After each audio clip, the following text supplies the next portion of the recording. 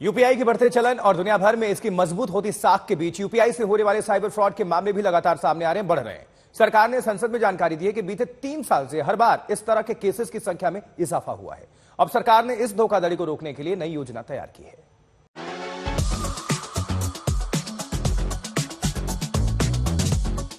Unified payment interface यानी UPI transaction के मामले में लगातार नए रिकॉर्ड बन रहे हैं।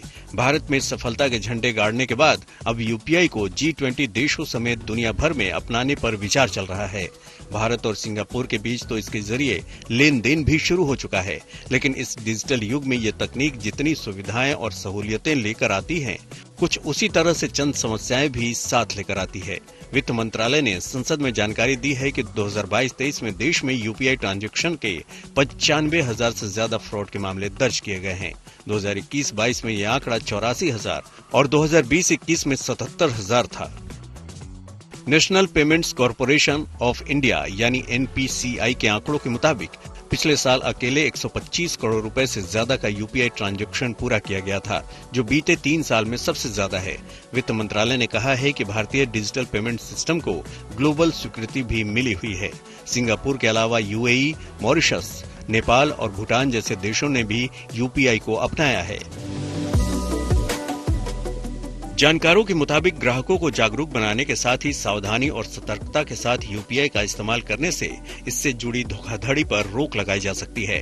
इससे लोगों की मेहनत की कमाई बच सकती है और साइबर अपराध की संख्या में कमी आने से डिजिटल इकोनॉमी को भी बड़ा बूस्ट मिल सकता है। अगर इससे जुड़े क्राइम रोके नहीं गए तो फिर डिजिटल इकोनॉमी से बड़ी कमाई का सपना देख रहे देश के लिए ये बड़ा झटका हो सकता है। भारत में डिजिटल पेमेंट फ्रॉड के बढ़ते मामलों पर राज्यसभा में सवाल किया गया था।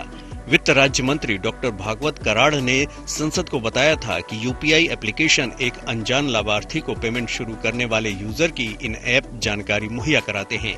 डिवाइस बाइंडिंग कॉन्सेप्ट, जिसमें यूजर का मोबाइल नंबर उसके मोबाइल डिवाइस से जुड़ा होता है, जिससे किसी के लिए दखल देना तकरीबन नामुमकिन हो जाता है। इसके बावजूद शिकायतों को दर्ज कराने के लिए लाए गए नेशनल साइबर क्राइमिंग रिपोर्टिंग पोर्टल पर इस तरह के केस की संख्या बढ़ती जा रही है। आदित्य के राणा, आज तक।